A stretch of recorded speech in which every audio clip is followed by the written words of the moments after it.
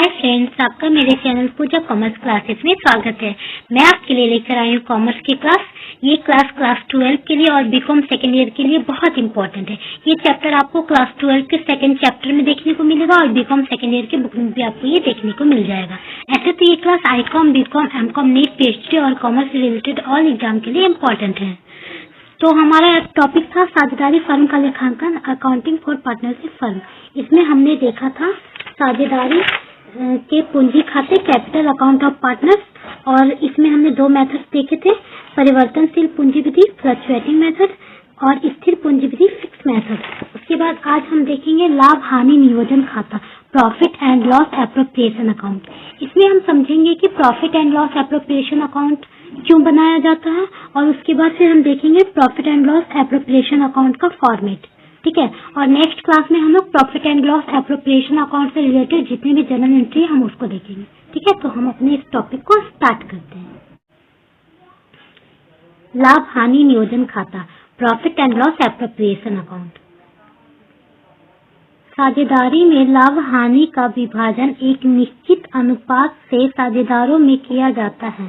विभाजन के लिए शुद्ध लाभ या शुद्ध हानि ज्ञात करने के लिए जो खाते तैयार किए जाते हैं उसे लाभ हानि नियोजन खाता कहते हैं। इसमें साझेदारी संलेख में दिए गए समायोजनों का लेखा किया जाता है, जैसे पूंजी पर ब्याज, आहरण पर ब्याज, साझेदारों के वेतन, कमीशन आदि। यह खाता लाभ हानि खाते प्रॉफिट एंड लॉस अकाउंट के बाद तैयार किया जाता है।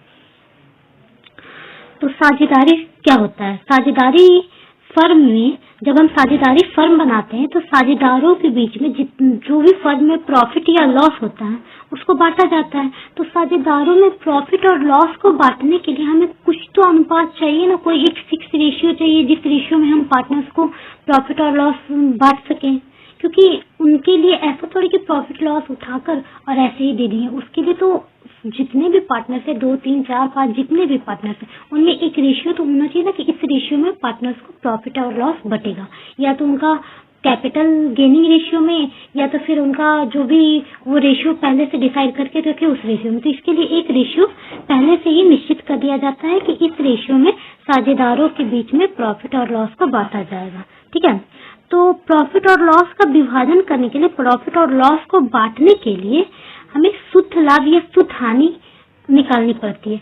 शुद्ध लाभ यानी शुद्ध लाभ और शुद्ध हानि यानी कि नेट प्रॉफिट और नेट लॉस।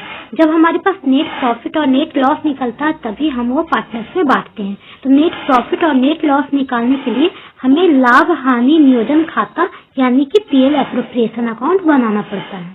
और PL appropriation account, profit and loss appropriation account बनाने से हमें नेट प्रॉफिट और नेट लॉस का पता चल जाता है, और फिर उस प्रॉफिट और लॉस को, प्रॉफिट आए या लॉस आए, उसको हम पार्टनर्स में बांट देते हैं। इसके लिए साझेदारी संलेख में जितने भी समायोजन किए गए उसके लिए लेखा किया जाता है। मतलब कि साझेदारी संलेख यानी कि पार्टनरशिप डीड। तो पार्टनरशिप डीड में जितने भी एडजस्टमेंट दिए गए हैं उसके लिए हमें जर्नल एंट्री करनी पड़ती है, और वो जर्नल एंट्री भी मैं आपको नेक्स्ट क्लास में बताऊंगी। ठीक है, किस किस टॉपिक पे करना होगा, तो जैसे पूंजी पर ब्याज यानी इंटरेस्ट ऑन कैपिटल, आहरण पर ब्याज, इंटरेस्ट ऑन ड्राइंग, साझेदारों के वेतन, सैलरी ऑफ पार्टनर्स, ठीक है, और कमीशन। ये सब के लिए हमें जर्नल एंट्री करने पड़ते हैं। और ये खाता जो है वो लाभ हानि खाता के बाद यानी कि प्रॉफिट एंड लॉस अकाउंट बनाने के बाद बनाया जाता है। मतलब कहने का मतलब ये है कि हम लोग जब profit and loss appropriation account बनाते हैं उससे पहले हमको प्रॉफिट एंड लॉस अकाउंट बनाना पड़ता है, फिर प्रॉफिट एंड लॉस अकाउंट बनाने के बाद ही हम profit and loss appropriation account बनाते हैं। तो आइए हम अब profit and loss appropriation account का फॉर्मेट देखते हैं कि इसके फॉर्मेट में हम क्या क्या लिखते हैं, इसका फॉर्मेट होता कैसा है। ठीक है, format of profit and loss appropriation account. Profit and loss को पीएल भी लिखते हैं शॉर्ट में, पीएल। ठीक है, इसलिए मैं पीएल अकाउंट बहुत जगह पे मेंशन किया हूं, जैसे यहाँ पे हो गया, यहाँ पे हो गया। प्रॉफिट एंड लॉस को पीएल लिखते हैं शॉर्ट फॉर्म में। Format of profit and loss appropriation account, तो ये होता है डेबिट साइड, जैसा कि मैं आपको पहले भी बताई हूँ, और ये होता है क्रेडिट साइड।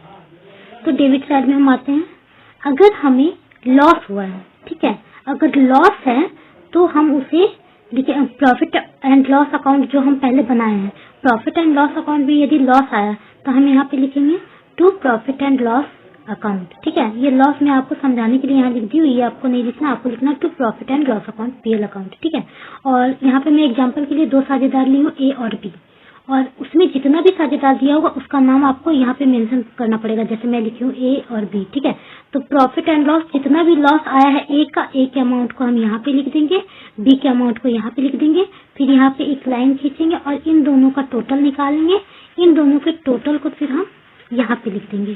ठीक है, तो to profit and loss account जिसमें हम लॉस को दिखाएंगे, उसके बाद लिखेंगे टू सैलरी टू पार्टनर्स, मतलब पार्टनर्स का जो सैलरी है यहाँ पे ए और बी फिर से लिखेंगे और ए और बी में बांटेंगे, फिर लिखेंगे टू कमीशन टू पार्टनर्स, फिर लिखेंगे टू ट्रांसफर टू रिजर्व, यानी रिजर्व जो भी ट्रांसफर किए हैं साझेदारों में उसको लिखेंगे। ठीक है, अब हम देखते हैं क्रेडिट साइड में, तो क्रेडिट साइड में अगर प्रॉफिट हुआ है तो हम लिखेंगे by profit and loss account. ये प्रॉफिट आपको लिखना नहीं है, मैं आपको समझाने के लिए लिखी हूँ। By profit and loss account आपको ए और बी करके अमाउंट यहाँ पे लिखना होगा, जैसे यहाँ हमने लिखा था यहाँ पे, उसी तरह यहाँ पे भी लिखना होगा और यहाँ पे ऐड करने के बाद वो अमाउंट यहाँ आ जाएगा।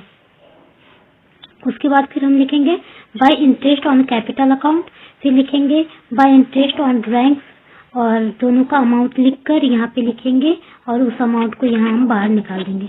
ठीक है, उसके बाद हम बैलेंस करेंगे इसको, ये वाले कॉलम को टोटल और इसके टोटल को जोड़ेंगे, दोनों में जो बड़ा होगा, या तो ये वाला या तो ये वाला, डेबिट साइड या क्रेडिट साइड, जो बड़ा होगा उसको हम इन दोनों कॉलम में लिखेंगे। अगर ये वाला, अगर क्रेडिट साइड का अमाउंट बड़ा आया तो उसको हम यहाँ पे लिख देंगे इस टोटल वाले कॉलम में, और फिर इधर का जो भी अमाउंट आएगा उसको हम ऐड करके इस वाले टोटल से, जो हम पहले ही ऐड कर चुके हैं, इससे घटा देंगे और फिर यहाँ लिखेंगे टू प्रॉफिट ट्रांसफर टू ए और बी। उसके बाद दोनों का अमाउंट यहाँ होगा, ये अमाउंट हम यहाँ पे लिख देंगे बाहर में। और अगर डेबिट साइड का अमाउंट जो है ये अगर बड़ा आता है, ठीक है, तो हम इस डेबिट साइड के अमाउंट को, ये सारे अमाउंट को यहाँ पर लिखें और उसके बाद फिर इसी अमाउंट को यहाँ पे लिखेंगे टोटल में, और क्रेडिट वाले जितने भी अमाउंट है, ये जितने भी अमाउंट है सभी का टोटल करके इस वाले अमाउंट से हम लेस कर देंगे, और ए और बी के रेशियो में बांटने के बाद हम यहाँ पे ए का अमाउंट, यहाँ बी का अमाउंट लिखकर यहाँ पे एक लाइन खींच के उस टोटल अमाउंट को यहाँ बाहर कर देंगे। ठीक है, ये हो जाएगा हमारा profit and loss appropriation account. और इसलिए मैं आपको फॉर्मेट समझा दी कि आपको अच्छे से समझ में आ जाए। अब इस पे मैं आपको जर्नल एंट्री बताऊंगी नेक्स्ट क्लास में। उम्मीद करती हूँ कि आपको मेरा ये क्लास अच्छा लगा होगा और समझ में भी आया होगा। अगर आपको मेरी क्लास पसंद आए, अगर आपको मेरे बताए हुए टॉपिक समझ में आ रहे हैं, तो प्लीज इसे लाइक, शेयर और सब्सक्राइब जरूर करें।